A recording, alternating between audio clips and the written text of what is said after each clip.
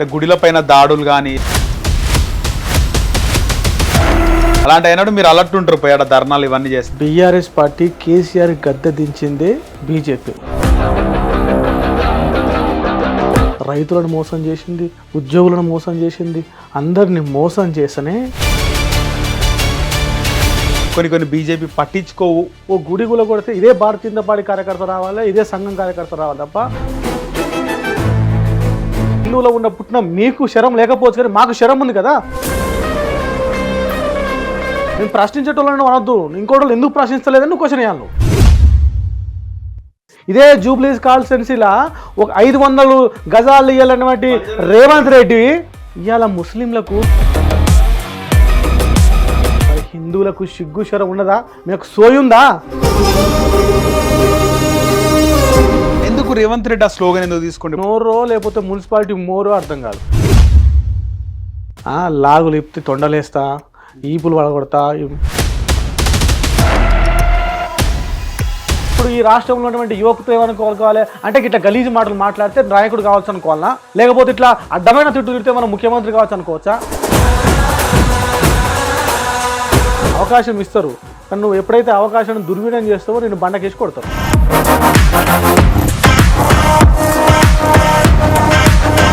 కేసీఆర్కి అపోజిట్గా over phone టైంలో పోయిన ఒకే వ్యక్తి రేవంత్ రెడ్డి. ఆ డేర్ బీజేపీ ఎందుకు చేయలేదు? మీకు కూడా తెలుసో తెలియదో,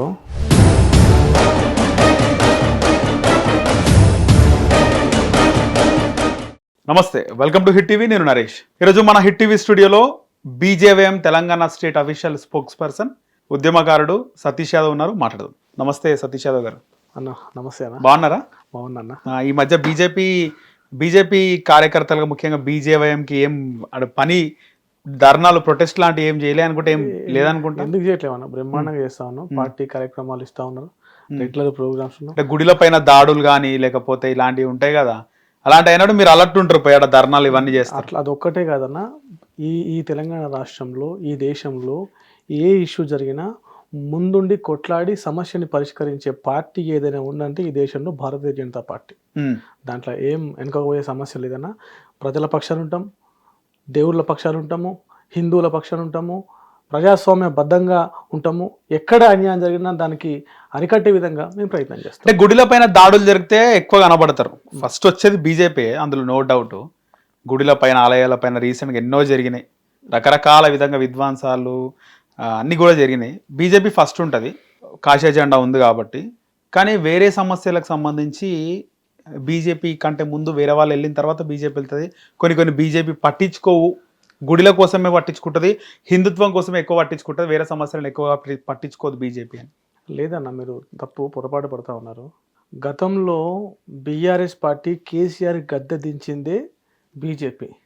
అవినీతి పాలన పోవాలి, అహంకారపు పాలన పోవాలి, ఈ దోపిడీ పాలన పోవాలని అందరినీ మోసం చేసింది. గతంలో విద్యార్థులను మోసం చేసింది, రైతులను మోసం చేసింది, ఉద్యోగులను మోసం చేసింది, అందరినీ మోసం చేసనే ఈ ప్రభుత్వం ఉండొద్దని ఏకపక్షాన కొట్లాడి ప్రభుత్వాన్ని దించిన పార్టీ భారతీయ జనతా పార్టీ. మీరు అంటా ఉన్నారు దేవుళ్ళకు గుళ్ళ మీదే మేము ఆబ్వియస్లీ అన్న, ఎక్కడైనా ప్రశ్నిస్తాం. మిగతా వాళ్ళు ప్రశ్నించారు, మేము ప్రశ్నిస్తాం. ఏ సమస్య మేము పరిష్కరించలేదు. రైతుల విషయంలో మేము కొట్లాడలేదా? విద్యార్థుల విషయం మేము కొట్లాడలేదా? నిరుద్యోగం మీద మేము కొట్లాడలేదా? లేకపోతే ఈరోజు ఫీజు రీయింబర్స్మెంట్ మీద కొట్లాడదు? ఎక్కడ చూసినా ఏ సమస్య అయినా దాని మీద 100% మేము ప్రయత్నం చేస్తూనే ఉంటాం, కొట్లాడుతూనే ఉంటాం. ఈ సమస్య ఆ సమస్య కానీ మాకు సమస్యనే చూస్తాం. ఓకే, అంతే తప్ప అది హిందువా లేకపోతే ఇంకోదని చూడం. జనరల్గా ఏంటంటే ఓ గుడి గుల కొడితే ఇదే భారతీయ జనతా పార్టీ కార్యకర్త రావాలి, ఇదే సంఘం కార్యకర్త రావాలి తప్ప ఇదే మరి బీఆర్ఎస్ నాయకుడు లేకపోతే ఇంకో పార్టీ నాయకుడు ఎవరు రాడు. మదే అదే హిందువులో ఉన్న పుట్టిన మీకు శరం లేకపోవచ్చు, కానీ మాకు శరం ఉంది కదా. అంటే బీజేపీ వాళ్ళు అవుతారా అని చెప్పేసి చాలా సైలెంట్గా ఉంటారు. జనరల్గా అందరూ ప్రశ్నించాలన్న, ప్రజల సమస్యనే పరిష్కరించాలి. మేము సమస్యను పరిష్కరిస్తే మీదేదో మీకే సమస్య, మీ సమస్యనే భావిస్తారు. తప్పు అది. ఎవడైనా హిందువు అనేటోడు హిందువుల గుళ్ళ మీద దాడి చేస్తే ప్రతి ఒక్క హిందువు ప్రశ్నించాలా, గది నేర్చుకోవాలా. మేము ప్రశ్నించేటోళ్ళని అనొద్దు, ఇంకోటి ఎందుకు ప్రశ్నించలేదని క్వశ్చన్ వేయాలి. ఓకే, మిగతా వాళ్ళు ఎందుకు ప్రశ్నించాలని కొనాలా? మన జూబ్లీస్ పెద్దమ్మ గుడి మీద మేమే కొట్లాడినాం, మరి మిగతా వాళ్ళు ఎందుకు కొట్లాడాలి? ఇదే జూబ్లీస్ కాన్స్టిట్యున్సీలా ఒక 500 గజాలు ఇవ్వాలన్నటువంటి రేవంత్ రెడ్డి ఇవాళ ముస్లింలకు సుమారు 2 ఎకరాల భూమిని సిటీ సెంటర్లా అంటే 3,000 గజాలు ముస్లింలకు కేటాయిస్తున్నాం. మరి హిందువులకు సిగ్గు శరం ఉన్నదా? మీకు సోయుందా? మన దైవం పెద్దమ్మ తల్లి, పొద్దున్న లేసే పెద్దమ్మ తల్లి మొక్కుతాము.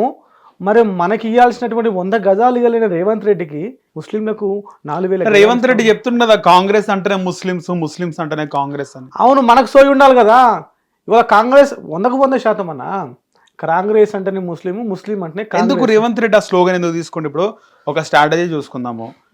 బీఆర్ఎస్ బీజేపీ పక్కన పెడితే కాంగ్రెస్ ముస్లింలకు దగ్గర ఉంది అనుకోవచ్చు. ముస్లిం అంటే కాంగ్రెస్ అంటే ఆడేమన్నా ఎంఐఎం గెలిచి 7-8 స్థానాల్లో కాంగ్రెస్ గెలుస్తుందా? గెలవదు కదా.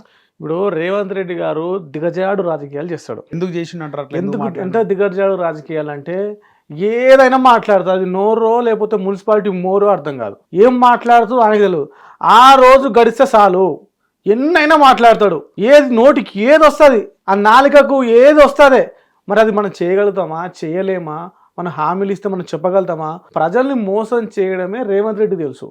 రేవంత్ రెడ్డి గారికి ఎంతసేపు ఉన్నా ప్రజల్ని ఎట్లా ఎర్రోలేం చేయాలి, ఎట్లా నమ్మించి గొంతు పోయాలి, ఎట్లా మోసం చేయాలనే ఉంటుంది. ఇకపోతే కాంగ్రెస్ పార్టీ ముస్లింల పార్టీ, అది ఓపెన్ సీక్రెట్. అది ఇయాటి కాదు, గతంలో స్వతంత్రం వచ్చినప్పటి నుంచి కూడా ఇది ఎంతసేపు ఉన్నా ముస్లింలను కాపాడుకునేటువంటి party Congress party. Bharatiya Janata party అట్లా కాదు. అన్ని కులాలు అన్ని మతాలను కాపాడుకుంటూ వచ్చే పార్టీ భారతీయ జనతా పార్టీ.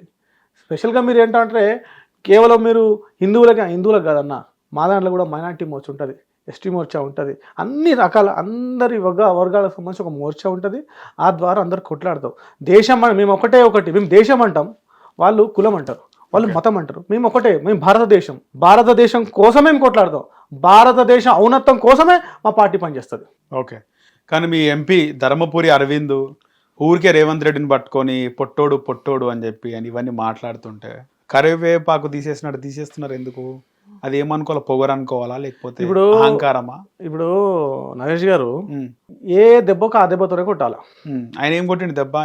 ఇప్పుడు ఆయన పొద్దున్న లేస్తే ఒక ముఖ్యమంత్రి, ఈ తెలంగాణ రాష్ట్రానికి ముఖ్యమంత్రి ఒక గౌరవప్రదం పోస్టులుండి లాగులు ఇప్పి తొండలేస్తా, ఈపులు వడగొడతా, ధర్మపురి అరవింద్ లాగులేస్తాడు.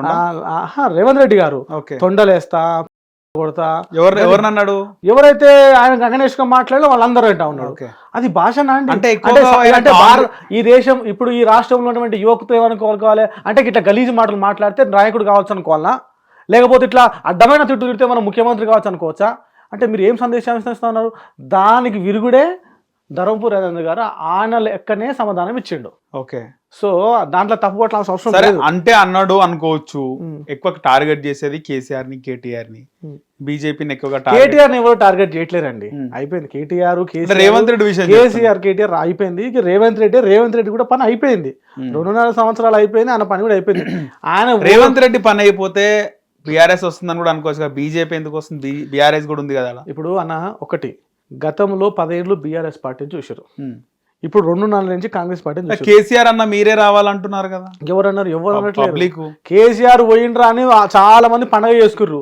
ఇప్పుడు ఈ రేవంత్ రెడ్డి ఎప్పుడు పోతాం కానీ ఇక ఎదురు చూస్తా ఉన్నారు జనాలు. ఇక రాష్ట్రంలో బీఆర్ఎస్ అయిపోయింది, కాంగ్రెస్ అయిపోయింది, మిగిలి ఉన్నది బీజేపీ.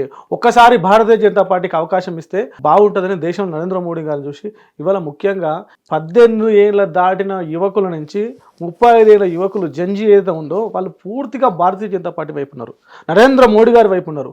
ఖచ్చితంగా రాబోయే రోజుల్లో నరేంద్ర మోడీ గారు రావాలి, డబుల్ ఇంజిన్ సర్కార్ రావాలని విశ్వాసంతో ఉన్నారు. మేము ప్రజలకు వెళ్తే చెప్తా ఉన్నారన్నా, మేము చూసినామే, అందరం చూసినాము. ఒకసారి భారతీయ జనతా పార్టీ తెలంగాణ రాష్ట్రంలో వస్తే చూడాలన్నా మేము చూస్తామంటా ఉన్నారు. ఓకే. బ్రహ్మాండమైన రెస్పాన్స్ ఉంది తెలంగాణ రాష్ట్రంలో. ఇవాళ బీహార్లో వచ్చింది, అస్సాంలో వచ్చింది, వెస్ట్ బెంగాల్లో వచ్చింది, నెక్స్ట్ తెలంగాణ వస్తుంది. దీన్ని ఎవ్వడు ఆపలేడు. రేవంత్ రెడ్డి లాంటి వాడు ఇంకా 10 మంది వచ్చినా, రాహుల్ గాంధీ, సోనియా గాంధీ వచ్చి ఈ నుంచి పొరలాడినా ఈడ వచ్చేది భారతీయ జనతా పార్టీ. కాషాయపు జెండనే. 8 ఎమ్మెల్యేలు వచ్చింది మొన్న. ఎట్లా వస్తుంది అనుకుంటారు? మినిమం 60 ఎమ్మెల్యేలు రావాలా? అన్నా ఈ భారతీయ జనతా పార్టీ పెట్టినప్పుడు 2 సీట్లు అయ్యి, ఇవాళ ఎన్ని సీట్లు చూసారు కదా మీరు? ఎప్పటికీ మూమెంట్ ఒకలా ఉండదు. మీరు అంటే సౌత్ లో బీజేపీకి సీన్ లేదంటున్నారు చాలా మంది. సౌత్, వెస్ట్, నార్త్ అన్ని అయిపోయినాయన్నా, 4 సైడ్. కానీ సౌత్ లో గెలవలేకపోతున్నారు కదా. నార్త్, సౌత్ అన్ని భారతీయ జనతా పార్టీ. కర్ణాటకలో కాంగ్రెస్ ఉంది, తమిళనాడులో విజయ్ గెలిచింది టీవీకే, కేరళలో కాంగ్రెస్ గెలిచింది, మళ్ళీ ఆంధ్రప్రదేశ్ లో కూటమి ఉంది. అంటే బీజేపీ అందులో ఉన్నా కూడా టీడీపీ జనసేన మెయిన్ రోల్, అది ఎన్డీఏ తెలంగాణలో కాంగ్రెస్ ఉంది. ఎన్డీఏ కూటమిలో భాగం అది అందరూ బీజేపీ అన్నట్టే, దాంట్లో అన్యాయం కాదు. ఓకే, బీజేపీ వాళ్ళు గెలిచారు ఆంధ్రప్రదేశ్ లో. తెలంగాణ ఛాన్స్ ఉందన్న, ఎందుకంటే తెలంగాణలో చాలా తెలివికలు ఉన్నా, తెలంగాణ అంటేనే ఉద్యమకారులు, వాళ్ళకు చాలా అడ్వాన్స్ ఉంటారు, తెలివికల్లోళ్ళు, ముందస్తు ఆలోచన చేస్తారు, అవకాశం ఇస్తారు. కానీ నువ్వు ఎప్పుడైతే అవకాశాన్ని దుర్వినియోగం చేస్తావో నేను బండకేసి కొడతారు. తెలంగాణకు మంచి చేసుడు తెలుసు, చెడు చేసుడు తెలుసు, ప్రేమిస్తే ప్రాణం ఇస్తారు, కానీ విశ్వసిస్తే మాత్రం విసిరి కొడతారు, విసిరి ఇట్లా ఇరిచేసి పక్క పడేస్తారు. సో తెలంగాణలో బీజేపీ వచ్చడం ఖాయము. ఎవడు ఆపినా, ఎవడు ఎన్ని చేసినా దీంట్లో ఇది నిర్ణయం ఫైనల్. అంటే ఈక్వేషన్ ఎట్లా వస్తుంది అనేది ఈక్వేషన్ ఉంటుంది కదా. ఇప్పుడు ఉన్నటువంటి సమాచారం అన్న, ఇప్పుడు గతంలో చూసిరు, మేము చెప్తామన్నా, గతంలో 10 ఏళ్ళు భారతీయ జనతా 10 ఏళ్ళు బీఆర్ఎస్ పార్టీని చూసిరు, ఆ తర్వాత ఇప్పుడు కాంగ్రెస్ని చూస్తున్నారు. వీళ్ళు ఏం చేసిరని, వీళ్ళకి ఎందుకు వేయాలి ఓటు, వీళ్ళకి ఎందుకు వేసిరు ఓటు? 10 ఏళ్ళు మేము తెలంగాణ ఉద్యమంలో ఉన్నాం, తెలంగాణ ఉద్యమంలో దెబ్బలు తిన్న వాళ్ళం, కేసులు పెట్టుకున్నాము, ఉస్మానియా యూనివర్సిటీలల్లో కొడితే ఇంటికి పోలేక, అవస్థ పడలేక, దెబ్బలు కొడితే, ఇదే నిజాం హాస్టల్లో 205 రూమ్ ఉండేమని ఉంటుంది, దానిలో రూమ్ లేచి కొట్టిరా నన్ను, ఇష్టం వచ్చినట్టు కొట్టిరు. అట్లా మేము తెలంగాణలో వస్తే మా జీవితాలు బాగుపడతాయి, మా నీళ్లు మాకు వస్తాయి, మా నిధులు మాకు వస్తాయి, మా ఉద్యోగాలు మాకు వస్తాయి, మా జీవితాల్లో వెలుగులు ఇంతేమో, పోనీ సస్తమేమో నా వెనుకున్న వాళ్ళ కన్నా ఉద్యోగాలు వస్తాయని మేము కష్టపడి ఉద్యమాలు చేసి దెబ్బలు తిని తెలంగాణ తెచ్చుకుంటే, ఈ దౌర్భాగ్య రేవంత్ రెడ్డి, ఆ దౌర్భాగ్యుడు కేసీఆర్ తెలంగాణని సర్వనాశనం చేశారు. వీళ్ళు ఎంతసేపు ఉన్నా తెలంగాణ వచ్చినాక కేసీఆర్, కేటీఆర్, హరీష్ రావు, కవితకు ఉద్యోగాలు వచ్చినాయి, తెలంగాణ నిరుద్యోగులకు ఉద్యోగాలు రాలేదు, నిరుద్యోగులకు ఉద్యోగాలు ఇవ్వలేనదే వాని బొందబెట్టి రేవంత్ రెడ్డికి అవకాశం ఇస్తే ఇండ్రీ పోసుకొని సావంటుడు. సిగ్గు శరం ఉండాలి రేవంత్ రెడ్డి గారు నీకు మాట్లాడే ముందు. ఇదే ఆర్టీసీ క్రాస్ రోడ్లకు పోయి నువ్వేం మాట్లాడినావు? నేను తెలంగాణలో కాంగ్రెస్ పార్టీ అధికారం రాగానే 3 లక్షల ఉద్యోగాలు ఇస్తా అన్నాడు, 2.5 ఏళ్ళ ఇవాళ మాట్లాడుతూ ఉన్నాడు మన సభలో. ఇంటిని పోసుకొని సచ్చినా నేను గదే 3,000 ఉద్యోగాలు 4,000 ఉద్యోగాలు ఇస్తా, మీరు ఏమన్నా చేసుకోండి అంటాం. అంటే ఓడెక్కినాక ఓడమల్లనా, ఓడమల్లినాక బోడమల్లనా, అది ఈ తెలంగాణ రాష్ట్రంలో.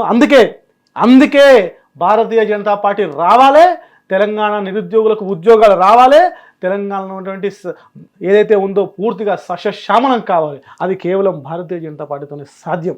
ఓకే, ఉస్మానియా యూనివర్సిటీలో ఎన్ని సంవత్సరాలు ఉన్నారు మీరు ఉద్యమం టైంలో? 2009లో నిజాం కాలేజ్ అన్న, 9 అంటే 10-13 వరకు నిజాం కాలేజ్ ప్రెసిడెంట్గా పనిచేసిన, ఏబీపీలో అంటే లాస్ట్ 2 years పనిచేసిన. ఓకే, దాని తర్వాత ఎంబీఏ నిజాం కాలేజ్ అయిపోయిన తర్వాత ఎంబీఏ ఉస్మానియా యూనివర్సిటీ చేసిన. ఆ తర్వాత ఒక 2 సంవత్సరాలు అక్కడే ఉన్నా ఉద్యోగం అని. ఆ తర్వాత మళ్ళీ అప్పుడు ఉద్యమాల్లో ఉన్న సమయం ఇదంతా. ఓకే, ఉద్యమాలు ఉన్నోళ్ళు ఎవరెవరు బాగుపడరు? మళ్ళీ ఉద్యమం చేసిన నాయకులు, విద్యార్థి నాయకులు ఎవరు బాగుపడరు? ఎవరు బాగుపడలే. అంటే ఫస్ట్ బల్క సుమన్కి ఆపర్చునిటీ వచ్చింది కదా బీఆర్ఎస్ నుంచి. అవునన్న, సుమనన్నకు వచ్చింది. కానీ సుమనన్న కంటే ఎక్కువ కష్టపడ్డోళ్ళు, సుమనన్న కంటే ఎక్కువ దెబ్బలు తిన్నోళ్ళు, సుమనన్న కంటే ఎక్కువ కడుపు మార్చుకొని కండల కాయలు పెట్టుకొని ఉద్యమంలో ఉన్న వాళ్ళకి అవకాశం రాలే అన్న. సుమనన్న కంటే ఎక్కువ చాలా మంది పనిచేసిరన్న, వాళ్ళని ఏ రోజు కూడా గుర్తించలేదు. అంటే అప్పుడు కేసీఆర్కి దగ్గరకు ఉంటుండు, కవితకు దగ్గర ఉంటుండు, కేటీఆర్కి దగ్గరకు ఉంటుండని ఆయనకు అప్పుడు అవకాశం ఇచ్చారు. అదృష్టం కొద్దీ మా యూనివర్సిటీ అన్ననే, మా నాయకుడే అవకాశం వచ్చింది, ఎంపీ అయిండు, ఆ తర్వాత ఎమ్మెల్యే అయిండు. I'm very happy. ఇప్పుడు గ్యాదర్ కిషోర్ అయినా, లేకపోతే పీడమర్తి రవి అయినా, లేకపోతే దూదిమెట్ల బాలరాజు యాదవ్ కార్పొరేషన్ చైర్మన్ అయినా, ఇవందరూ ఎంతో కొంత తెలంగాణ ఉద్యమంలో ఉన్న వాళ్ళు కొంతమందికి అవకాశాలు వచ్చినాయి. ఇంకా రేవంత్ రెడ్డి అయితే మొత్తం ఆంధ్రలకు మొత్తం అమ్ముతా ఉన్నాడు. ఈ దాంట్లో మీకు తెలుసు, చూస్తారు కదా. రీసెంట్ గా యాదాద్రి పాలక మండలి వేసినారు, అందులో మీరు అన్నట్టే ఆంధ్రోళకి ఇచ్చినారని కూడా కాంట్రవర్సీ నడుస్తుంది. 100% టీటీడీలో కూడా తిరుమల తిరుపతి దేవస్థానంలో కూడా తెలంగాణలో ఉన్నారు కదా బోర్డు మెంబర్లుగా, నర్సిరెడ్డి కానీ ఇంకోళ్ళు కానీ అయితే ఉన్నారన్న. దానికి ఒక సిస్టమేటిక్ గా ఉంటుందన్న. ఏ బోర్డు నిర్మించాలన్నా క్యాస్ట్ ఈక్వేషన్స్ కానీ, అంటే తెలంగాణలోనే అందులో పెట్టినారు కదా. జనరల్ గా ఫర్ ఎగ్జాంపుల్ ఒక 10 పోస్టులు ఉంటే దాంట్లో ఒక్కరికిద్దరికి పక్క రాష్ట్రాలకు, మిగతా 8 అనేది ఆ రాష్ట్రాల వాళ్ళకు, దట్టు ఆ చుట్టుపక్కల ఉండే కాన్స్టిట్యున్సీకు, ఆ జిల్లాకు ఒకరిద్దరికి అవకాశం ఇస్తే బాగుంటుండు. కానీ అసలుకి సంబంధం లేకుండా ఎవరికో ఆయనకు నచ్చిన వాళ్ళకు, ఆయన డబ్బులు ఇచ్చిన వాళ్ళకు, ఆంధ్ర పెత్తనాలకు ఇచ్చడం అనేది చాలా బాధాకరము. అదొక దైవక్షేత్రము. సరే, మనం కొంతమందికి చేయాలని అందరికి ఉంటుంది, ఆయన ఇష్టానుసారంగా పోతా ఉన్నాడు. రేవంత్ రెడ్డి ఇష్టాన్ని కూడా రాజగోపాల్ రెడ్డి గారు మాట్లాడరు దీని గురించి. మీకు కూడా మీరు యూట్యూబ్లలో ఛానల్ చూసిర్రు, న్యూస్లో చూసిర్రు.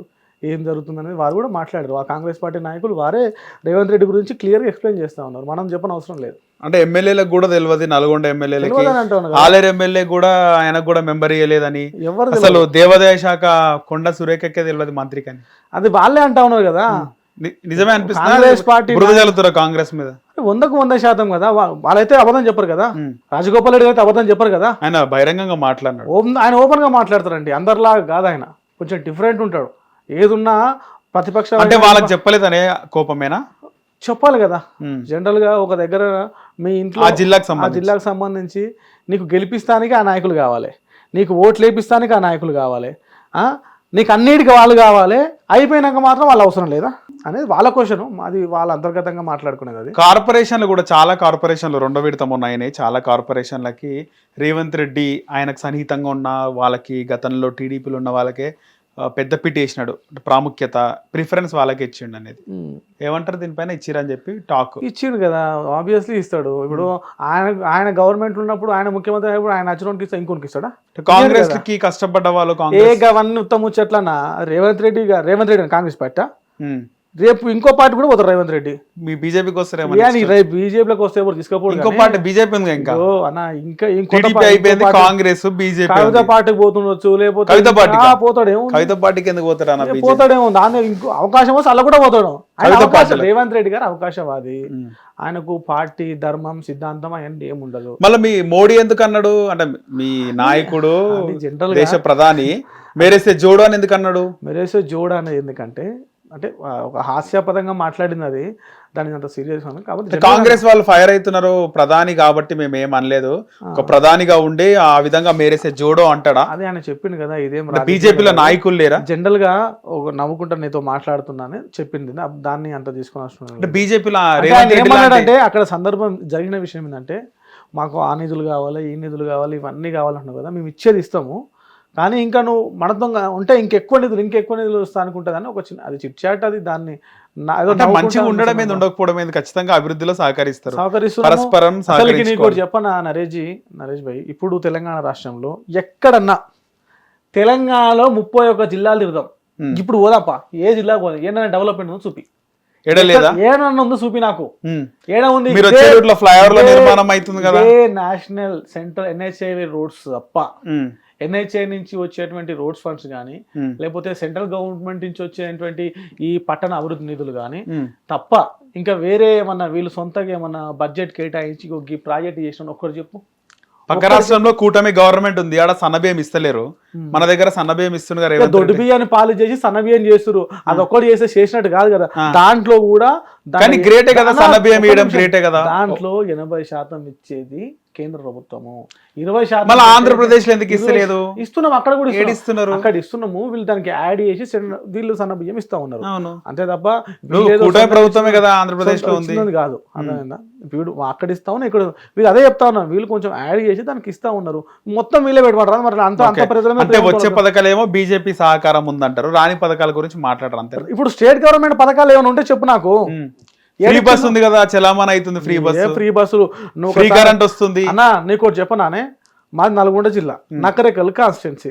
మా నకరేకల్ కాన్స్టిట్యున్సీస్ లో నకరేకల్ కానీ, నార్కపేటలు కానీ, సిట్యాల కానీ, ఇట్లా పోతే కటంగూరు కానీ ఒక 5-6 మండలాలు ఉంటాయి. నల్గొండ నుంచి వచ్చే బస్సులు ఆ నుంచి వస్తాయి, సూర్యాపేట నుంచి బస్సులు. ఒక్క బస్సులో 3 బస్సులు ఎక్కే మంది ఎక్కిపోతారే, నిలబడిపోతారు. నీకు ఇప్పుడు వీడియోలు చూపించి చూపిస్తారు. రేపు పొద్దుగాల కాంగ్రెస్ గవర్నమెంట్ రాకముందుకు నిలబడిపోలే ప్రజలు అంటే నేను చెప్పేదినండి. అంటే బస్సులు పెంచాలి, కాలక్రమేణా జనాలు పెరిగే కొద్దీ బస్సులు పెంచి నువ్వు పెంచితే బాగుండవు. అదే బస్సులు ఇస్తేవి జనాల కాడ 100 రూపాయల టికెట్ 200 చేస్తేవి. ఇప్పుడు భార్యాభర్తలు పోతారు హైదరాబాద్కి, దాని నల్గొండ నుంచి హైదరాబాద్ దానికి వస్తే ఒక 150-120 రూపాయలు టికెట్ ఉంటుండే, దాన్ని ఇప్పుడు 300 చేసిండు. అంటే భార్యాభర్తలకి భర్తకి వేస్తుండు, భార్యకు ఫ్రీనే, కానీ భర్తకి ఎంత వేస్తుండు కదా ఆలోచించాలి మనం.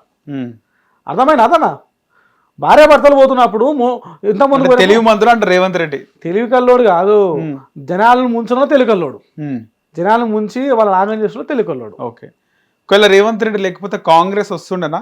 ఇక కాంగ్రెస్ వస్తుండనా సస్తుండనా అనేది ఇక భగవంతుని తెలవాలి. అప్పుడున్న మూమెంట్ అది అవకాశం వచ్చింది, అదే లక్కీ డ్రా. అడ్డిమాలి రేవంత్ రెడ్డి లాంటి చరిష్మా నాయకుడు బీజేపీలో లేడు కదా అంటే ఏమంటారు? ఎందుకు లేడండి? బండి సంజయ్ గారు ఉన్నారు, కిషన్ రెడ్డి గారు రేవంత్ రెడ్డి ఉన్నారు, అంత ఉందా?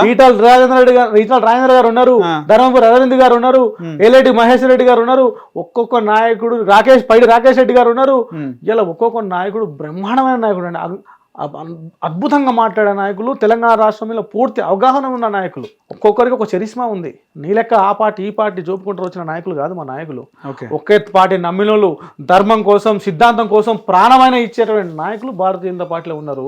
ఒకవేళ వాస్తవం మాట్లాడుకుంటే తెలంగాణ ఏర్పడిన తర్వాత కేసీఆర్ కేటీఆర్ పెద్ద ఫిగర్ లాగా అందరు చూస్తారు.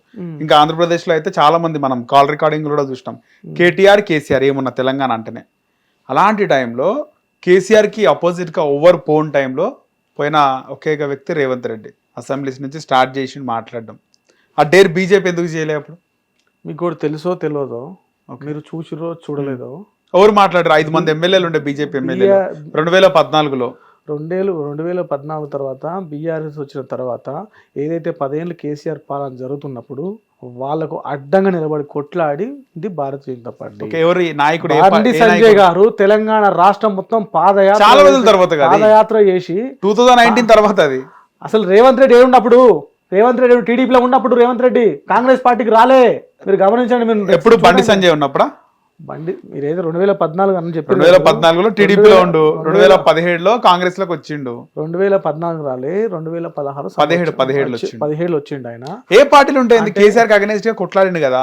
ఏం కొట్లాడిండు ఆయన? ఏం చెప్పండి ఆయన. ఆయన ఎలక్షన్ స్ట్రాటజీ ఆ టైంలో అప్పటికి అక్కడ ఉన్న కాంగ్రెస్ పార్టీ కొంతమంది నాయకులకు అవకాశం ఉన్నది. కొంచెం అప్పటికి బీజేపీ మా దగ్గర కొంచెం అధ్యక్షులు మార్చడం, అటు ఇటు మార్చడంలో కొంచెం డిస్టర్బెన్స్ అయింది. దాన్ని క్యాచ్ చేసుకుని కాంగ్రెస్ పార్టీ ఓపెన్గా మాట్లాడుకోవాలి మనం. అప్పుడు క్యాచ్ చేసుకోవడం వల్ల కొంచెం మూమెంట్ వచ్చింది. ఏదో సాగు బతుకులో కొద్ది గొప్ప 2-3 సీట్లతో బయటపడ్డది, గవర్నమెంట్ ఫామ్ చేసింది. అది కూడా అది అనుకోలేదు, రేవంత్ రెడ్డి కూడా అనుకోలేదు సీఎం అయితే ఇంతమంది సీట్లు వస్తాయని. ఏదో అడ్డిమాలి గుడ్డి చుట్టి తగిలింది. అది ఏం ఉండదు, ఇంకా 4 అయితే ఊసేపోతుంది ఆ ప్రభుత్వం. ఇక ప్రజలు నమ్మే పరిస్థితి లేదు. అడ్డగోలుగా నోటికి ఎంత వస్తే అన్ని. ఎన్ని పథకాలండి? 425 పథకాలు ఇచ్చారు, ఒక్కటన్నా అమలు చేసిరా? ఒక్కటన్నా? పథకాల గురించి రైతులకు రుణమాఫీ చేస్తా, ఏకపక్షం రుణమాఫీ చేస్తా అని చెప్పారు. చేసిరు రుణమాఫీ? ఎంతమంది చేసిరు? ఊళ్ళో ఒక 1000 మంది రైతులు ఉంటే ఓ 10 మందికి వేసి రుణమాఫీ చేసినాం మామ. రైతు బంధు ఇస్తా అంటారు. రైతు బంధులో 5 ఎకరాలు ఉంటే 1/2 ఎకరానికి పైసలు ఇచ్చి మామ. యూరియా అంటా ఉన్నారు. ఆ యూరియా యాప్ ఎవడు పెట్టామన్నాడు? యూరియా ఇచ్చేది కేంద్ర ప్రభుత్వం, సప్లై చేసేది స్టేట్ గవర్నమెంట్. కానీ కనీసం సప్లై కూడా చేత కాలేదా నీకు? అంటే ఎట్టుబడి రైతులకు ఏం చేయలేదు. ఇవాళ తెలంగాణ రాష్ట్రంలో ఒక్క సంవత్సరానికి 14 లక్షల మంది విద్యార్థులు డిగ్రీ కానీ, పీజీ కానీ, బీటెక్ కానీ రకరకాల కోర్సులలో జాయిన్ అవుతూ ఉంటారు. ఇలా జాయిన్ అయిన వాళ్ళకు ఇంతవరకు ఫీజు రీమెంట్ రాక గత 8-10 ఏళ్ళ నుంచి కేసీఆర్ ఆల్రెడీ ఇవ్వలేదు. ఈయన వచ్చినాక ఎమ్మటే వేస్తా అని చెప్పిండు. 10,000 కోట్లు బకాయిలు ఉన్నాయి ఫీజు రీమెంటు. ఇవాళ బీటెక్ అయిపోయిన విద్యార్థులు మా దగ్గరకు వస్తూ ఉంటారు, అన్న నాకు ఉద్యోగం వచ్చిందే, ఒక సర్టిఫికేట్ కావాలని. మేము సర్టిఫికేట్ కోసం ఆ కాలేజీ కాడికి పోతే ఆ సర్టిఫికేట్ ఏమంటే 4 సంవత్సరాల ఫీజు కట్టు, నీ సర్టిఫికేట్ ఇస్తారు. అరే ఎందుకన్నా విద్యార్థి మీ ఫీజు రీమెంట్ చదువుకున్నా అంటే మాకు రాలేదు, నేను ఏం చేయను, 3 ఏళ్ళు అవుతుంది, కాలేజ్ ఎట్లా నడపాలి, మేనేజ్మెంట్ ఎట్లా నడపాలి, మేము సర్టిఫికేట్లు ఇచ్చి వెళ్ళిపోతున్నాం, మాకు ఫీజు ఎవరు కట్టాలి అంటే సంవత్సరానికి ₹1,00,000 చెప్పిన 4-5 లక్షలు ఉంటుంది. 5 లక్షలు కట్టి ఫీజు సర్టిఫికేట్ తీసుకోమంటే ఆ పేద విద్యార్థి దగ్గర ₹5,00,000 ఉంటాయండి. ఇక్కడ ఉద్యోగం చేయాలా, నీకు 5 లక్షలు కట్టాలా? 5 లక్షలు కట్టాలంటే ఉన్న ఎకరం అమ్మి నీకు 5 లక్షలు కట్టాలి. ఆ ఎకరం అమ్మి 5 లక్షలు నీకు కడితే ఆ ఉద్యోగం తీసుకోవాలి. ఆ ఎకరం కూడా లేని పరిస్థితి ఏంటంటే ఇక ఓం నమ శివాయ. అది తెలంగాణలో విద్యార్థులు అవస్థ పడుతూ ఉన్నారు. ఇవాళ ఒకప్పుడు ఉన్న డిగ్రీ కాలేజీలు ఇవాళ లేవు. 100 కాలేజీలు ఉంటే ఇలా 10-20 కాలేజీలు పడిపోయినాయి. బీటెక్ కాలేజీ కూడా పడిపోతూ ఉన్నాయి. విద్యార్థులకు కనీసం చదువుకోవడానికి అవకాశం లేదు తెలంగాణ రాష్ట్రంలో. ఫీజు రీమెంట్ వస్తే ఎంతో కొంత ఈ చదువుకొని ఉన్న పేద విద్యార్థులకు న్యాయం జరిగేది. ఇప్పుడు ఆ ఫీజు రీమెంట్ ఇవ్వకపోవడం వల్ల ఎంతో మందికి అన్యాయం జరుగుతూ ఉన్నది. తక్షణమే రేవంత్ రెడ్డికి ఇప్పటికైనా నీకు సోయి తెచ్చుకో, ఇప్పటికైనా తెలంగాణలో ఉన్నటువంటి విద్యార్థుల ఉసురు పట్టక ముందుకే ఫీజు రీమెంట్ వేసి వాళ్ళని ఆదుకోవాలని ఈ మీడియా ద్వారా, ఈ యాష్ టీవీ హిట్ ద్వారా మీకు తెలియజేస్తా ఉన్నా. ఓకే, ఫీజు రీఎంబర్స్మెంట్ అనేది ఒక మంచి పథకమే. రాజశేఖర్ రెడ్డి అది పథకం కాదన్నా, అది పెండింగ్ బకాయి. అది పెండింగ్ బకాయిలు రాజశేఖర్ హయాంలో దాన్ని తీసుకొచ్చినారు, అది మంచిదే. దీనికి సంబంధించి పెండింగ్ లో ఉన్నది మీరు మాట్లాడుతున్నారు. మీ అధినాయకత్వం ఎట్లుంది వైఖరి దీనిపైన?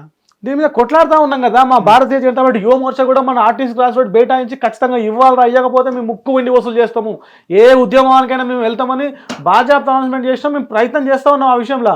రాస్తా రోకాలు, బంధులు, అవసరమైతే రేపు ముఖ్యమంత్రి ఇంటి ముట్టడి, మంత్రులు ఇంటి ముట్టడి అన్ని చేసి వాళ్ళ మీద ఎట్టి పరిస్థితుల్లో పేద విద్యార్థికి న్యాయం జరిగేంత వరకు యువ మోర్చా కానీ భారతీయ జనతా పార్టీ కానీ ఉంటుంది, వారి వైపు ఉంటుంది. మీ అంటే కేంద్ర మంత్రి కిషన్ రెడ్డి పైన మొన్న 10 రోజుల కిందట బాగా మాట్లాడాడు. అంటే ఎంఎంసీ ఓపెనింగ్ రోజు మల్కాజ్గిరి మున్సిపల్ కార్పొరేషన్ ఓపెనింగ్ టైంలో కిషన్ రెడ్డి గురించి బాగానే మాట్లాడారు రేవంత్ రెడ్డి. ఆ తర్వాత సీన్ కట్ చేస్తే మళ్ళీ ఇద్దరు కలిసి ఆ కేంద్ర మంత్రిని కలిసినారు. ఏం జరిగింది అంటారు? రేవంత్ రెడ్డి స్థాయి అండి కిషన్ రెడ్డి గారి గురించి మాట్లాడే స్థాయి రేవంత్ రెడ్డి కాదు, 100% కాదు. ఈయన ముఖ్యమంత్రి, ఆయన కేంద్ర మంత్రి కదా. ఈయనకు ఇప్పుడు మనం అన్న స్టేట్ కి బాస్ ఈయననే కదా నరేష్ గారు. అందరూ ఏదో ఒక దాంట్లో అచీవ్మెంట్ అవుతాం, కానీ ఎట్లా అచీవ్మెంట్ అనేది ఇంపార్టెంట్. మనం ఎట్లా పోయినాం అనేది ఇంపార్టెంట్.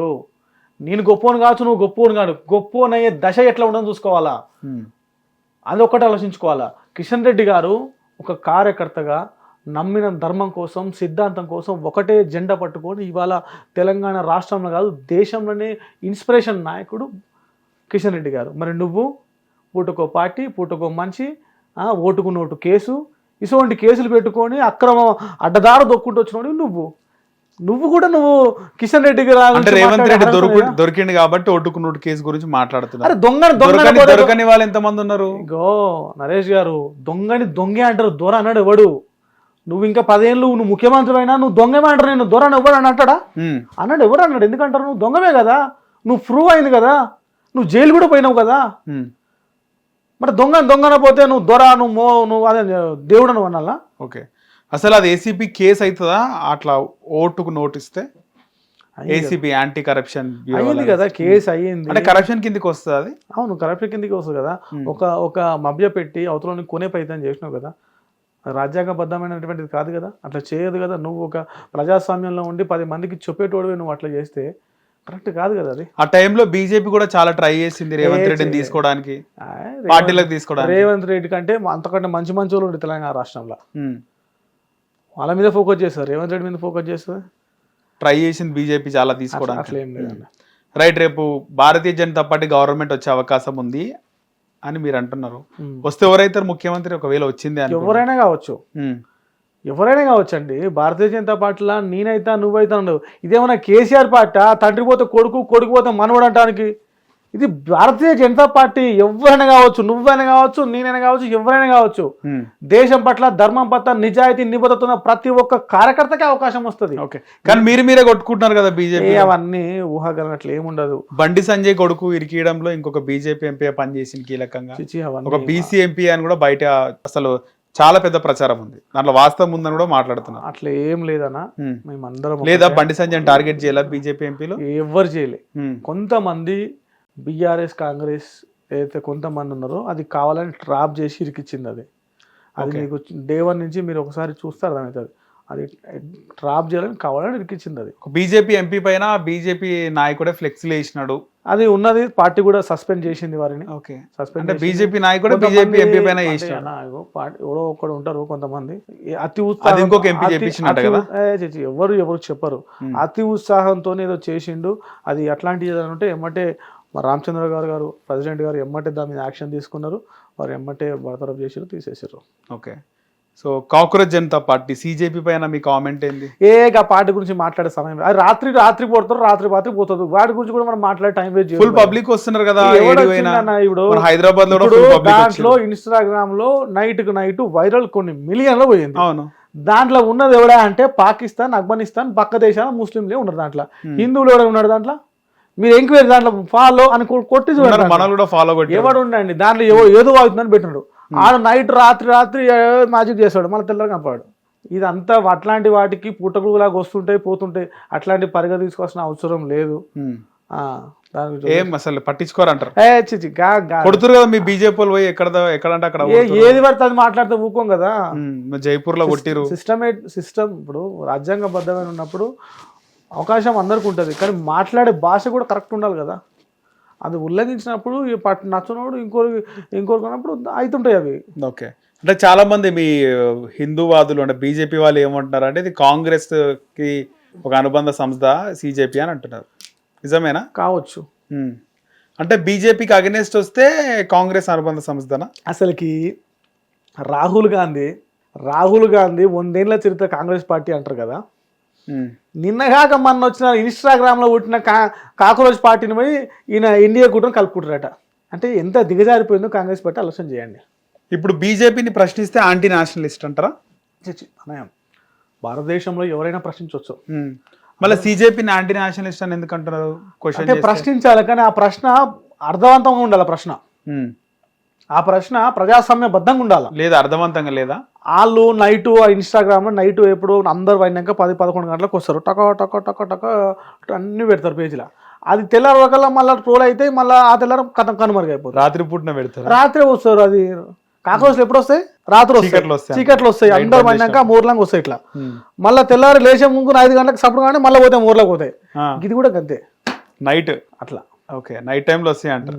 జెన్యూన్ ఇష్యూ ఉంటే అన్న మేమందరం కూడా యువకులమే. సమస్యగా ప్రశ్నిస్తే మేము కూడా ప్రశ్నిస్తాం. మేము కూడా విద్యార్థి నాయకుడిగా ఫాలోవర్స్ లో ఇండియన్స్ ఉన్నారు, చాలా మంది ఇండియన్స్ లేరు. నేను చెక్ చేసి చాలా మంది సరే ఫాలో అవుతున్నారు ఉన్నారు. వాళ్ళంతా బీజేపీకి యాంటీ. దాంట్లో ఒక 1 మిలియన్ ఫాలోవర్స్ ఉంటే దాంట్లో 75% అదర్ కంట్రీస్, అది కూడా భారతదేశం పడనోళ్ళు. ఓకే, వాళ్ళే ఉంటారు. మిగతా ఉన్న 30% కూడా కొంతమంది ముస్లిమ్స్, ఒక 20%, ఒక 10% హిందువులు ఉంటారు దాంట్లో. ఓకే, అది కూడా కొంచెం ఇప్పుడే యంగ్స్టర్ కొంచెం తెలిసి కొంతమంది ఉన్నారు. బట్ మ్యాక్సిమం అది కాక్రోచ్ పార్టీ జెన్యూనిటీ లేదన్న. ఓకే, జనరల్గా మాట్లాడుకోవాలంటే జెన్యూన్ ఉంటే అందరం సహకరిస్తాం. మన పవన్ కళ్యాణ్ ఒక కామెంట్ చేసిండు, తెలంగాణ మేయే జాగిర్ అంటే అందరు రియాక్ట్ అయినారు. కేటీఆర్ రియాక్ట్ అయినాడు, కాంగ్రెస్ పార్టీ పొన్నం ప్రభాకర్ రియాక్ట్ అయినారు, కవితక్క రియాక్ట్ అయింది, అందరు బీజేపీ ఒక్కళ్ళు రియాక్ట్ కాలే. ఎందుకు రియాక్ట్? ఏమని రియాక్ట్ అయింది అసలు? ఏమన్నాడు అంటే పవన్ కళ్యాణ్ అడ్డుకుంటా అంటారు మేయే జాగిర్ అని అన్నాడు. ఇప్పుడు ఒకటి బీఆర్ఎస్ పార్టీ పెట్టిన, తెలంగాణ రాష్ట్ర సాధన కోసం పెట్టిన పార్టీ బీఆర్ఎస్ పార్టీ. అవును. కేసీఆర్ ఏం చేసిండంటే నేను తెలంగాణ కాదు రాష్ట్రం మొత్తం దేశం మొత్తం వెళ్తా, నేను ప్రైమ్ మినిస్టర్ అవుతా అని మహారాష్ట్ర పోయిండు. మహారాష్ట్ర నుంచి తీసుకొచ్చి ఈడ ఒక్కొక్కరికి పైసలు 1000 కోట్లు ఇచ్చి అక్కడ నేను ఏదో చేద్దా అని చూసిండు. అంటే ఇంకో రాష్ట్రంలో స్ప్రెడ్ కావాలని, నా పథకాలు బాగున్నాయని, నేను దేశంలో ఎవరు నేను పని చేస్తా అని పోయిండు. ఏమైంది? గట్లనే ఎవరైనా బ్రదర్, ఇగో ఇది ప్రజాస్వామ్యబద్ధమైనటువంటి రాష్ట్రం. మేము తెలంగాణ ఉద్యమం కోసం కొట్లాడినాం. 100% ఈ రాష్ట్రం పట్ల ప్రేమ ఉన్న వాళ్ళకు, ఈ రాష్ట్రం మీద అవగాహన ఉన్న వాళ్ళకు మేము అవకాశం. కానీ ఎవరికైనా స్వేచ్ఛ ఉంటుంది కదా, ఇది స్వేచ్ఛా ప్రపంచం. భారతదేశంలో ఎవరైనా ఎక్కడికైనా వెళ్ళి పార్టీ పెట్టవచ్చు, ప్రయత్నం. కానీ అది దానికి రాకముందుకే నువ్వు అదే అయిపోయిందంటే ఫాల్తు పార్ట్స్ ఎందుకు? ఓకే, అంటే బీజేపీ పవన్ కళ్యాణ్ ఇండైరెక్ట్ గా తీసుకొస్తుందా? పవన్ కళ్యాణ్ బలం కూడా కావాలని చెప్పి బీజేపీ జనసేన అనేది ఇండియా కూటమిలో భాగం, జనసేన అనే పార్టీ. సో అందులో ఉన్నప్పుడు కలిసి వెళ్తూ ఉంటాం. రేపు ఎలక్షన్ ఎట్లుంటుంది అనేది పార్టీ పెద్దలు చూసుకుంటారు, అది వేరే విషయం. ఓకే, వారి కలిసి పోటీ చేస్తారా తెలంగాణలో? ఇప్పుడు జిహెచ్ఎంసీ ఎట్లా చెప్పగలుగుతాం? మీకున్న ఇన్ఫర్మేషన్ ఎట్లుంది? అది అట్లా ఏముండదు. సరే, మీకు ఎట్లుంది? బీజేపీ కార్యకర్తలకు, నాయకులకు ఎట్లుంది? పవన్ కళ్యాణ్ తో కలిసి పోటీ చేయాలని ఉందా, లేకపోతే ఇప్పటి వరకు అయితే ఎక్కడైనా సింగిల్ గానే పోటీ చేస్తుంది. రేపు కాబోయే ఓడిపోతే పరిస్థితి మళ్ళీ సింగిల్ గా పోటీ చేసి ఎందుకు ఓడిపోతామండి? అప్పుడంటే బండి సంజయ్ వేవ్ ఉండే, ఇప్పుడేముంది? వేవ్ ఉంది. రామచంద్రరావు గారు బండి సంజయ్ కొడుకు స్టోరీ ఉంది. రాష్ట్ర అధ్యక్షులు రామచంద్ర గారు అధ్యక్షులు అయిన తర్వాత చాప కింద నీరు లాగా పార్టీ వెళ్తా ఉన్నది బ్రహ్మాండంగా. ప్రతి జిల్లాలో, ప్రతి మండలంలో, ప్రతి గ్రామంలో ఇవాళ సర్పంచ్గా గెలిచిర్రు. కానీ 15% వచ్చినాయి కదా ఓట్లు. 15% కంటే ఎక్కువ రాలే కదా ఓట్లు. వచ్చినాయి అంటే ఎప్పుడైతే గెలుస్తున్న మూమెంట్ వస్తుందో అప్పుడు ఆటోమేటిక్ వస్తుంది. ఇప్పుడు జిహెచ్ఎంసీలో కూడా అదే ఉంటుంది. ఓకే, 3 ఉన్నాయి కదా కార్పొరేషన్. అప్పుడేమో జిహెచ్ఎంసీ ఉండే, ఇప్పుడు ఎంఎంసీ, సిఎంసీ, జిహెచ్ఎంసీ 300 డివిజన్లు, 3 కార్పొరేషన్లు. ఎన్ని గెలుస్తారు స్థానాల్లో? ఈ 3 కార్పొరేషన్లో భారతీయ జనతా పార్టీ కాషాయపు జెండా రామచంద్రరావు గారి ఆధ్వర్యంలో అధ్యక్షతన కాషాయ జెండా ఎగరబోతుంది. ఇది తథ్యం. కానీ అప్పుడున్న టైం లేదు కదా వేవ్. అప్పుడు రేవంత్ రెడ్డి అంత లేదు. ఇప్పుడు వేవ్ అంతకంటే డబల్ ఉంది వేవ్. అప్పుడన్నా కొంచెం ఎక్కువ ఇప్పుడు ఇంకా వేవ్. ఒకసారి కేటీఆర్ తిరుగుతున్నాడు, మరో పక్క రేవంత్ రెడ్డి తిరుగుతున్నాడు. కేటీఆర్, హరీష్ రావు ఎవరు పట్టించుకుంటలేరు. టీవీలో వాళ్ళే కనబడుతున్నారు కదా. టీవీలో కనపడిన మాత్రం ప్రజలు సోషల్ మీడియాలో వాళ్ళే, ఇన్స్టాగ్రామ్ లో వాళ్ళే కనబడుతున్నారు. ఏడ కనపడుతున్నారన్న? ఏడ కనపడుతుంది చెప్పు? కేటీఆర్ ట్విట్టర్ ఓపెన్ చేస్తే కనపడతాడు, కేటీఆర్ ఇన్స్టాగ్రామ్ ఓపెన్ చేస్తే కనపడతాడు. అలా సంబంధించిన టీ న్యూస్ ఓపెన్ చేస్తే టీ న్యూస్ ఎవరైనా చూస్తున్నాడే? టీ న్యూస్ గ్రామీణ ప్రాంతాలు కానీ అర్బన్ ప్రాంతాలు ఎవడన్నా టీ న్యూస్ పెట్టి చూస్తుర్రా? పిఆర్పి రేటింగ్ చూడు ఒకసారి. ఎవడన్నా చూస్తున్నా? మీరు చూస్తున్నా అంటున్నావు. కేటీఆర్ ని చూస్తున్నారు అంటున్నా. కేటీఆర్ కానీ హరీష్ కానీ నమ్మే పరిస్థితి లేదు.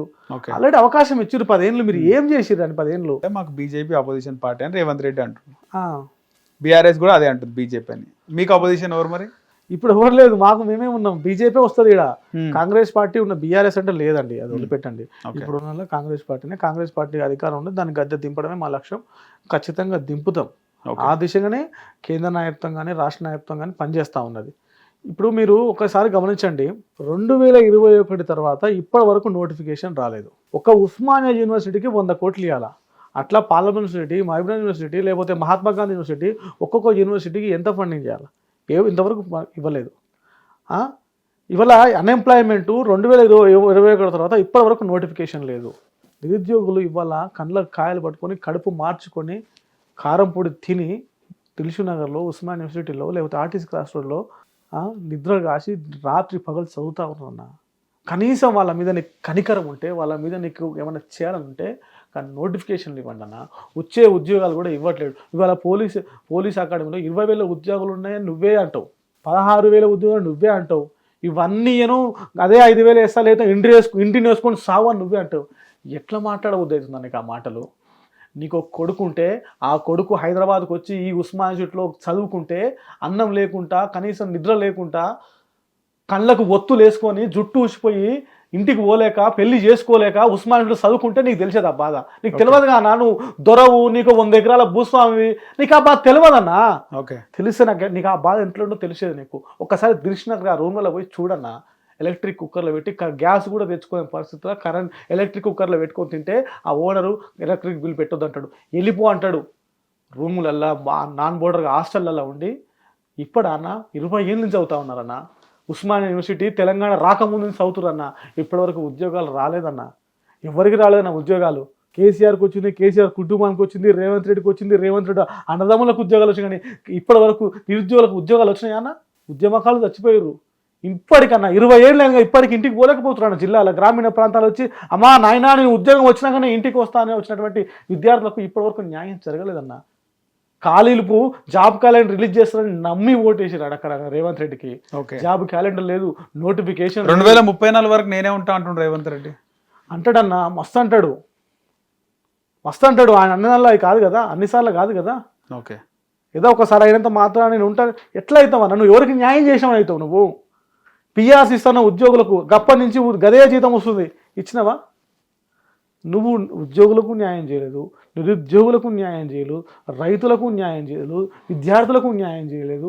నువ్వు ఎవరికైనా న్యాయం చేసి గిది మీకు చేసి నన్ను అడిగితే బాగుంటుండే. మూసీ ప్రాజెక్ట్ పైన ఏమంటావన్నా? మూసీ ప్రాజెక్టు చేయాలన్నా, చేస్తే మంచిదే. కానీ మూసీ ప్రాజెక్ట్ అనేది నకరికల్ కాన్స్టిట్యున్సీ నుంచి కొంచెం ఉంటుంది అన్న ముందు. అది 4.5 TMCతో ఏర్పడినటువంటి ప్రాజెక్ట్. అది 1956లో పెట్టిన ప్రాజెక్టు. దాంట్లో దగ్గర సెల్ టు ఫామ్ ఒక 1 TMC ఉంటుంది అలా వాటర్ స్టోరేజ్ అవుతుంది. దాన్ని బుడద తీసి పక్కకేస్తే అది ఉపయోగం జరుగుతుంది. ఎందుకంటే మాకు మూసీ పరివాహక ప్రాంతాల్లో చిన్న పిల్లలు, వాళ్ళకు రకరకాల రోగాలు, గర్భిణీ స్త్రీలకైతే కడుపులో ఉండగానే వాళ్ళకు రోగాలు వస్తూ ఉన్నాయి, చర్మం రాగ రోగాలు వస్తున్నాయి, రకరకాల రోగాలు వచ్చా ఉన్నాయి. హైదరాబాద్లో హాస్పిటల్ చుట్టూ తిరిగి అలసిపోతూ ఉన్నారు. అది చేస్తే 100% న్యాయం జరుగుతుందన్న. కాకపోతే దాంతోపాటు మిగతా అయితే విద్యార్థి సమస్య కానీ, ఫీజు రీయింబర్స్మెంట్ కానీ, లేకపోతే అన్ఎంప్లాయ్మెంట్ వీళ్ళందరికీ చూస్తే బాగుంటుందని మా ఉద్దేశం.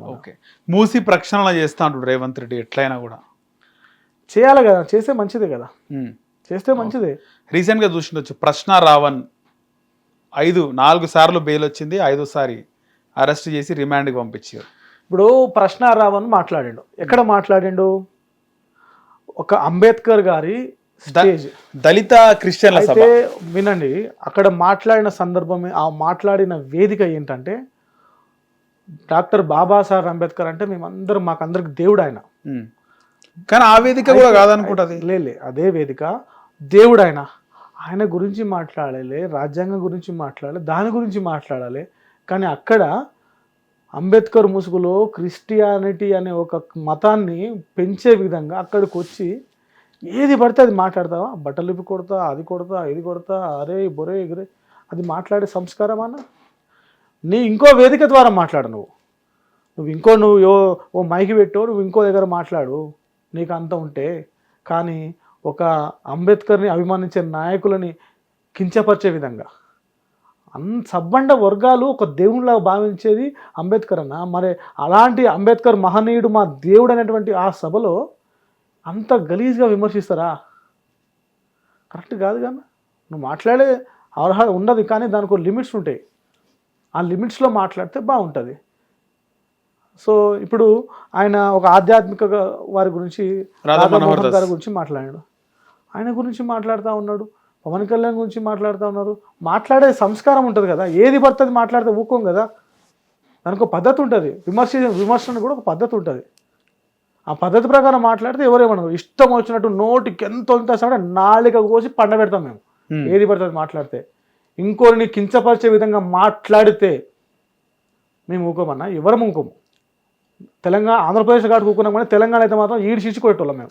తెలంగాణ హైదరాబాద్లోనే ఉంటుండే కదా, దొరకలేడు. మేము వెళ్తా ఉన్నాం. మేము రాధా మనోహర్ దాస్ కూడా రెచ్చగొట్టే మాటలే మాట్లాడుతుండు, గొర్రెలు అంటుండు, పాస్టర్లను ట్రోల్ చేసుకుంటా వాళ్ళకు ఇంటర్వ్యూలలో ఫోన్లు చేసుకుంటే ఇవన్నీ చేస్తుండు. ఎందుకు రాధా మనోహర్ దాస్ కానీ వాళ్ళకు కూడా ఉంది. మాట్లాడు, నువ్వు వేరే రకంగా మాట్లాడు. ఆ సభ కాదు కదా, నువ్వు మాట్లాడు, కానీ అది కాదు కదా సందర్భము. నా ఆన్సర్ ఏంటంటే, మాట్లాడే హక్కు ఉంటుంది, కానీ దానికి లిమిట్లు ఉంటుంది. లిమిట్లో మాట్లాడాలి.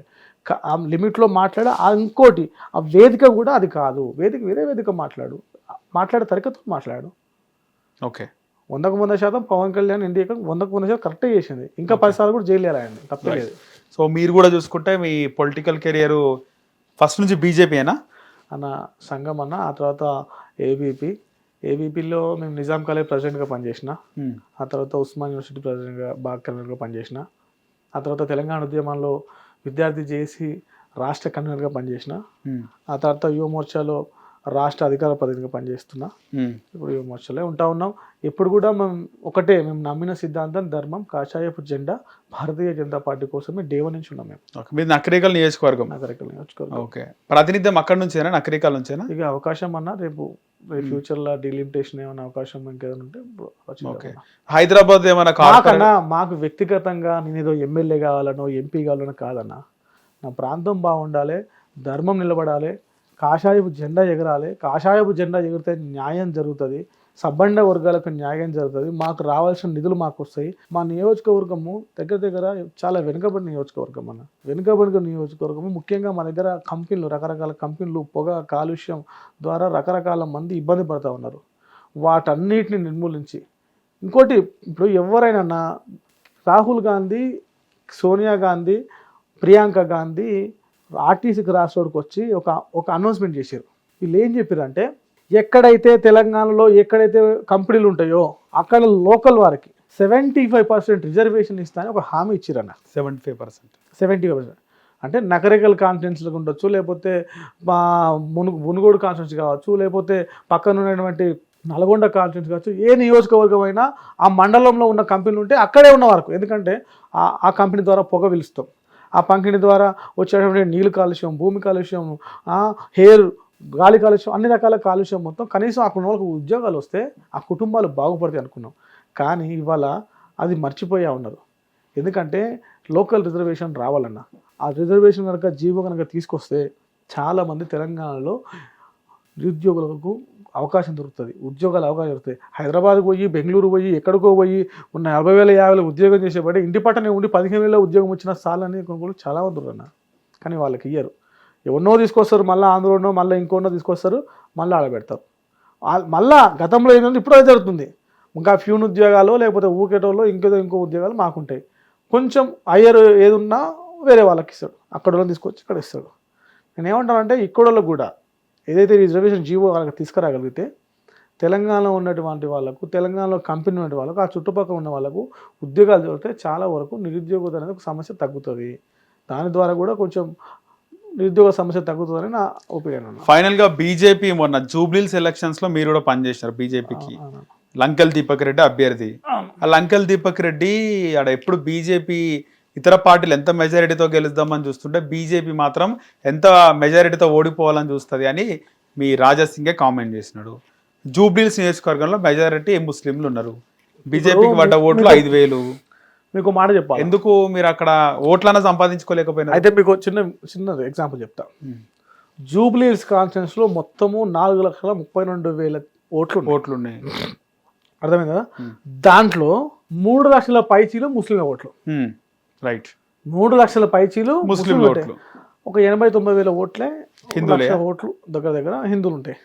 దాంట్లో హిందువులు చాలా మంది 50% ఓట్ అయ్యారు హిందువులు, ఎందుకంటే రారు బయటికి, చాలా మంది రారు, అపార్ట్మెంట్ దిగరు కొంతమంది. ఇక ముస్లిమ్స్ అంటావా, 100కు 100% ఓటేస్తారు వాళ్ళు. సో ఆ ఈక్వేషన్స్ లో కొంచెం ఇబ్బంది అయింది. బట్ ఈసారి 30-40 వేలు కూడా వేయరు అన్న ఓట్లు హిందువులు. ఎందుకేరన్నా వేస్తారు కదా, మళ్ళీ బీజేపీకి 5,000 పడతాయి. వేశారు, కాకపోతే గవర్నమెంట్ లో ఉంది, కాంగ్రెస్ పార్టీకి అధికారంలో ఉన్నది. అధికారంలో పార్టీ నుంచి ఎమ్మెల్యే గెలిస్తే 4 రూపాయలు ఎక్కువ వస్తాయని జనాలు భావించారు. సరే అట్లా వేసి తప్ప అక్కడ జనరల్గా అయితే భారతీయ జనతా పార్టీ ఉంది, చాలా యాక్టివ్ ఉంది. ఇంకోటి మీకు తెలుసు, దీపక్ రెడ్డి గారు ఎంత యాక్టివ్ గా పనిచేస్తారు. దీపక్ రెడ్డికి ఇంకో పేరు ఉందని చెప్పి ఆయన చిన్న శ్రీశైలం యాదవ్ అన్నాడు ఎలక్షన్స్ అప్పుడు. ఇంకో పేరు ఉంది, ఏమన్నారు? దీపక్ రెడ్డికి, లంకల్ దీపక్ రెడ్డికి ఇంకో పేరు ఉందని.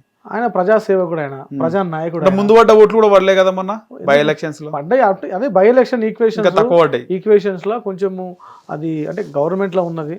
దానికి ముందు అట్లంటే 30,000 ఓటు పట్టింది దానికి ముందు కదా. జనరల్ ఎలక్షన్ 30,000 ఓటు బ్యాంక్ పడ్డది, మన ఒక 20,000 కృషి చేయలేదు ఎలక్షన్స్ లో. డి అంటే డి అనే విధంగా హిందుత్వాన్ని తీసుకెళ్ళలేదు. అంటే బండి సంజయ్ వచ్చే వరకు కూడా ఎవరు అగ్రెసివ్ స్పీచ్ చేయలేదు. ఇచ్చారు బండి సంజయ్ గారు కూడా వచ్చారు. బండి సంజయ్ గారు ఎఫెక్టివ్ స్పీచ్ ఇచ్చారు. బండి సంజయ్ రాకుండా విశ్వ ప్రయత్నాలు చేసారు. అయినా బీజేపీ వాళ్ళు చేసిరా, బీజేపీ వాళ్ళు చేస్తారు, కాంగ్రెస్ పార్టీ రేవంత్ రెడ్డి చేస్తారు. ఓకే, విశ్వ ప్రయత్నం చేశారు. అయినా బండి సంజయ్ గారు వచ్చారు, మాట్లాడారు బ్రహ్మాండంగా. కొంచెం ఒక లాస్ట్ మూమెంట్ లో మాట్లాడితే పడితే అన్న ఓటు పడతాయి, ఎందుకు కూడా పడతాయా? ముందే ఫిక్స్ అయిపోతారు కదా వీళ్ళకి అలా ఓటు వాళ్ళకి. అట్లనే ఏముండదు. కాకపోతే అంటే ప్రజలు ఒకటి ఆలోచించారు, అధికారం ఉన్నది. ఇంకోటి ఏంటంటే ప్రజలకి అడ్డగోలుగా పైసలు ఇచ్చి ఒక్కో ఓటుకు 40,000, 50,000 ఓటుగా. ఒక్కొక్క చోట అయితే ఇంకా పట్టు చీరలు, టీవీలు, ఫ్రిడ్జ్లు, ఏసీలు, అంటే ప్రజలు మభ్య పెట్టి మోసం చేసిరాడ. భారతీయ జనతా పార్టీ ఎక్కడ కూడా ఈ పైసలు ఇచ్చే వ్యవహారం కానీ, పైసలు ఇచ్చే అట్లాంటి వ్యవహారం పోదు. రైట్, జనరల్గా కాంగ్రెస్ పార్టీ ఏం చేసిందంటే ఎట్లయినా గెలవాలి, లేకపోతే నా సీటు పోతుందేమో అనుకొని దగ్గర ఓటుకు 40,000-50,000 అంటే ఏంటంటే అన్ని పైసలు ఖర్చు పెట్టి మభ్య పెట్టారు, జనాలని మభ్య పెట్టి గెలిచిర్రు అది. ఓకే, సో ఆడ అది గెలిపే కాదు అది. రైట్, రేవంత్ రెడ్డి గెలుపు కానే కాదు అది, అది నవీన్ యాదవ్ గెలుపు. అది కాంగ్రెస్ పార్టీ గెలుపు కాదు, అది కూడా డబ్బుల సంచులతో గెలిచిన. మళ్ళా రాజాసింగ్ ఏం చెప్తారు మీ నాయకుడు? రాజాసింగ్ మా నాయకుడు. రాజాసింగ్ ఒక హిందుత్వుల కోసం కొట్లాడే నాయకుడు. ఎక్కడైనా గోరక్షణ అయితే అప్పటికప్పుడు ఆపద్బాను కాపాడే నాయకుడు. ఆయన అందరికంటే అందరికి ప్రేమ ఉంటుంది. అంటే ఆయన చెప్పింది అబద్ధం అంటారా? ఆయన వాస్తవం సరే, ఆయనకు ఉండే ఒపీనియన్ ఆయన చెప్పినాడు. ఎవరికి ఉండే ఒపీనియన్. ఆయన బయటనే ఉంటాడు అన్న రాజాసింగ్. ఎలక్షన్స్ అప్పుడు వస్తారు, టికెట్ తీసుకుంటాడు, గెలుస్తాడు, అట్లా సస్పెండ్ ఏం లేదు. గతంలో కూడా పార్టీలనే ఉన్నాడు. గతంలో కూడా భారతీయ జనతా పార్టీ బీఫామ్ మీదనే గెలిచిన వారు. ఇప్పుడు అదే మొన్న కొంచెం ఈక్వేషన్స్ లో వారికి నచ్చక రిజైన్ చేసినాడు. మళ్ళీ కూడా వారు భారతీయ జనతా పార్టీకి వస్తారు. వాళ్ళు అది కాషాయం లోపల నుంచి పోదండి. ఇప్పుడు ఈ కాషాయం ఎట్లుంటది అంటే ఒక్కసారి ఈ కాషాయ జెండా కప్పుకున్నాక అంత ఈజీగా తీయలేము. ఓకే, ప్రాణం పోయినా కూడా గీ జెండా కూడా మా బొంద మీద కప్పాలనుకునే కోరుకునే కార్యకర్తలు ఉంటారు ఈ భారతీయ జనతా పార్టీలో. ఓకే, అసలు నికాసైన పార్టీ నాయకులు, కార్యకర్తలు కేవలం భారతీయ జనతా పార్టీకే ఉంటారు. ఇంకో పార్టీలో మందు ఇస్తున్నావు, సీసాలు ఇస్తున్నావు, లేకపోతే పైసలు ఇస్తున్నావు వస్తారు. ఒప్పుకోవచ్చు. బీజేపీ అట్లా కాదన్నా, ఒక్కసారి ఫిక్స్ అవుతాడు, నా పార్టీ, నా ధర్మం, నా దేశం అని. సచ్చినంత వరకు దాంతోనే ఉంటున్నా. వచ్చినా రాకపోయినా, గెలిచినా ఓడినా దీంతోనే ఉంటాం. సో అది అది అది భారతీయ జనతా పార్టీ ఉన్నతం అన్నది. రైట్, మీ మంచి టైంని కేటాయించారు. హిట్ టీవీకి ధన్యవాదాలు. థ్యాంక్ యూ అన్న. హిట్ టీవీ యాప్, ఇందులో short news, live news, entertainment shows, movies, digital magazines తో పాటు మీ జిల్లా వార్తలను కూడా ఫ్రీగా చూడొచ్చు. ఇంకెందుకు ఆలస్యం, వెంటనే హిట్ టీవీ యాప్ ని డౌన్లోడ్ చేసుకుని ఫ్రీగా ఎంటర్టైన్మెంట్ పొందండి. Hit TV app. Hit TV app. Please download hit TV app. Hit TV app ని ఫ్రీగా డౌన్లోడ్ చేసుకుని ఎంజాయ్ చేయండి. మీకు నచ్చిన ఎంటర్టైన్మెంట్ కోసం హిట్ టీవీ యాప్ ని ఫ్రీగా డౌన్లోడ్ చేసుకుని ఎంజాయ్ చేయండి. హిట్ టీవీ యాప్ ని డౌన్లోడ్ చేసుకుని ఆస్వాదించండి, ఆశీర్వదించండి. ఇంతమంది సెలబ్రిటీలు హిట్ టీవీ యాప్ ని డౌన్లోడ్ చేసుకోండి అని చెప్తున్నారంటే ఎంత మంచి యాప్ ఆలోచించండి. అమెరికా అమెరికా అమెరికా అమెరికాలో చదవాలనుకునే వాళ్ళకి విశ్వసనీయమైన పేరు మన శౌర్య consultancy. UK Law 1 Year Masters. UK Law 1 Year Masters. 2 years work permit up to 5 years visa. Contact Saurya Consultancy. Contact 89851 89851.